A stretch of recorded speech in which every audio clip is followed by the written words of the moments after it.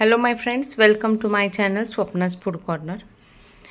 तर आज आपण समर सेलिब्रेशन म्हणजे समरसाठी खास उन्हाळ्यासाठी एक डेझर्ट बनवणार आहोत. मुलांसाठी तर खासच आहे, कारण भरपूर असे यात आपण फळं वापरणार आहोत, सुकामेवा वापरणार आहे. त्यामुळं घरच्या घरी ताजं असं आपण हे आज करणार आहोत. तर खास रेसिपी तुमच्यासाठी. तर मी इथं अर्धा लिटर दूध उकळत ठेवले आणि त्यासाठी आता मी इथं कस्टर्ड पावडर घेतली आहे मँगो फ्लेवरची. अर्धा कप वाटीमध्ये एक साधारणपणे 3 चमचे आपण यात छान एक विरघळवून त्याच्या गुठळ्या सगळ्या पावडरीच्या काढून एक पेस्ट करूया. तर हे आपलं छान दूध पण उकळत आहे, पेस्ट पण तयार होत आहे. पूर्णपणे व्यवस्थित हलवून या पावडरीचं मिक्स करून घ्यायचं. आणि आता आपलं जवळपास हे छान मिक्स झालेलं आहे आणि आता दूध पण छान उकळलेलं आहे. थोडंसं एक किंचित याला घट्ट करून घ्यायचं. आपल्याला लक्षात येईल की आता आटलेलं आहे, थोडंसं दूध आटवून घ्यायचं. आता हे दूध आटल्यानंतर ना आपण काय करायचं, आधीच भिजत घातलेला जो साबुदाणा आहे, साबुदाणा भिजवलेला एक अर्धा कप किंवा अर्धी वाटी साबू यात इनफ आहे अर्धा लिटर दुधासाठी, ते घालूया आणि छानसं शिजवून घ्यायचं. शिजलेलं पण आपल्याला लक्षात येईल, ते टम असं फुगतं, थोडं ट्रान्सपरंट होतं. मी तुम्हाला ऑलरेडी साबुदाण्याची खीर तुमच्यासोबत शेअर केली आहे, त्यामुळं तुमच्या लक्षात येईल की आपला हा शाबू शिजलेला आहे. ऑलरेडी भिजवलेला असल्यामुळं तो लगेचच शिजून निघेल. तर दुधासोबत व्यवस्थित ढवळत हा शाबू आपण शिजवून घ्यायचा. आणि आता आपण जी तयार केलेली पेस्ट आहे आणि ढवळत राहायचं, नाहीतर ते काय होईल, खाली चिकटण्याची शक्यता असते. आपण जी कस्टर्ड पावडरची पेस्ट करून घेतलेली आहे दुधासोबतची, ती घालायची आणि लगेचच ढवळत राहायचं, नाहीतर गुठळ्या व्हायला ते बघतं. म्हणजे आपण कसं पिठल्यात कसं बेसन घालून पटकन ढवळतो तसं त्या पद्धतीनं, नाहीतर उकळत्या ह्याच्यात ते त्याचा आकार धरायला बघतं. म्हणून पटकन ढवळून घ्यायचं, गुठळ्या होऊ द्यायच्या नाहीत. तर हे व्यवस्थित ढवळून घ्यायचं. तुम्ही बघू शकताय की एक डेन्स असं त्याची कन्सिस्टन्सी तुमच्या लक्षात येईल, घट्टसर झालेली आहे.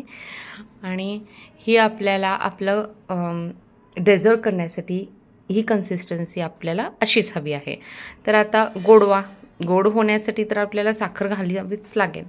तर आता यात आपण अर्धी वाटी साखर घालतो आहे आणि तीही पूर्ण यात ढवळून घ्यायची, व्यवस्थित मिक्स करून घ्यायची. आता आपलं छानपैकी म्हणजे दूध, साबू, कस्टर्ड पावडर आणि साखर मस्त अशी विरघळून झालेली आहे.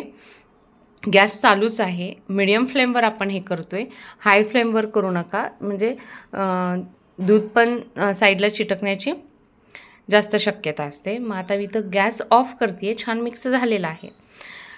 तर आता आपण काय करायचं, हे एका बाउलमध्ये ट्रान्सफर करून घेऊया. तर एका मी बाउलमध्ये हे सगळं काढून घेते.